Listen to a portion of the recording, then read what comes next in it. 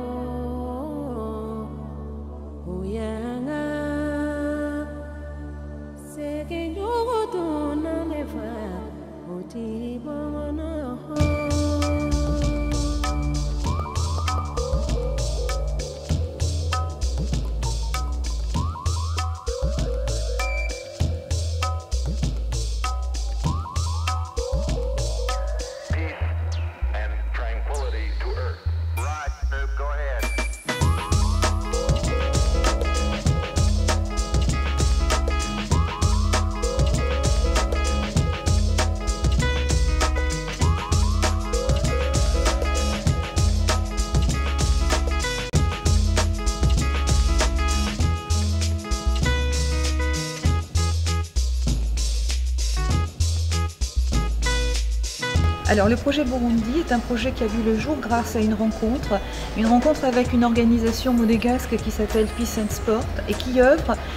dans différents pays, qui, par l'intermédiaire donc de certaines activités sportives, qui s'appuient donc sur des valeurs de paix, d'entraide et de solidarité. Donc nous avons été contactés par cette organisation qui développe au Burundi des centres de jeunes pour pouvoir aller à la rencontre donc des éducateurs et des animateurs qui sont sur place afin d'évaluer leur réalité professionnelle, leur réalité en ce qui concerne le travail qu'ils effectuent auprès des publics qui sont spécifiquement des enfants orphelins, des enfants qui sont dans la rue. Nous les avons rencontrés pour établir donc un diagnostic qui nous a permis donc de relever des manques, certaines lacunes et pouvoir donc grâce à cela mettre en place donc une formation spécifiquement tournée vers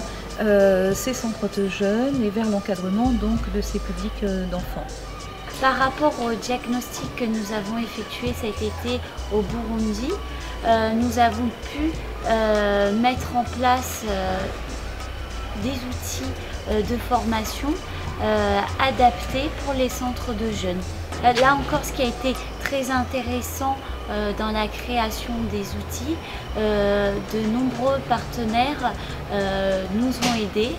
et plus particulièrement la commission solidarité dans tout ce qui était logistique, de mise en place pour les classeurs, les outils de formation. Ils ont récolté des fonds en organisant des cinémas de quartier, des vide-greniers, des ateliers bien-être pour pouvoir offrir aux centres de jeunes un ordinateur portable.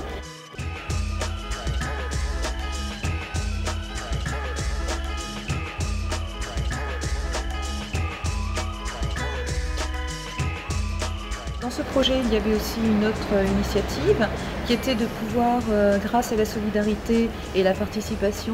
des médiathèques de Nice, associations diverses comme Épilogue, comme le foyer paroissial de la Corse-sur-Loup et j'en oublie, de pouvoir assembler donc un maximum de livres qui sont partis en container pour pouvoir donc développer une bibliothèque enfants-jeunesse donc dans le centre de jeunes de Gitega. Ce qui est très intéressant pour nous dans cette aventure, et on remercie encore Peace and Sport d'avoir fait appel à nous, c'est que c'est un enrichissement parce que nous avons découvert là-bas des directeurs, des animateurs très motivés avec énormément de savoir, et donc cette formation-là va permettre d'avoir un échange.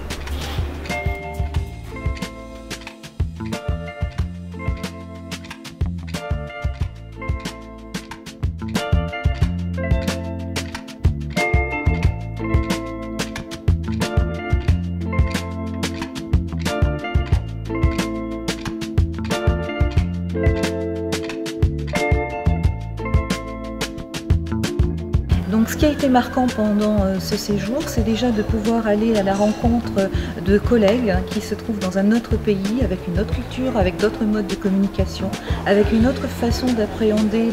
l'enfant, le jeune, de pouvoir en fait partager nos expériences communes et à l'issue de cela, pouvoir ensemble avancer pour un but commun qui est acquérir des outils de formation, acquérir des compétences supplémentaires, aussi bien pour eux que pour nous, pour pouvoir justement œuvrer dans le sens de l'enfant et surtout de la paix.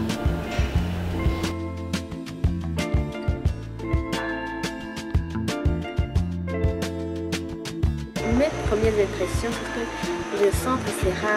beaucoup plus fréquenté, aimé par nos jeunes et aussi les familles qui habitent ici à Gitega.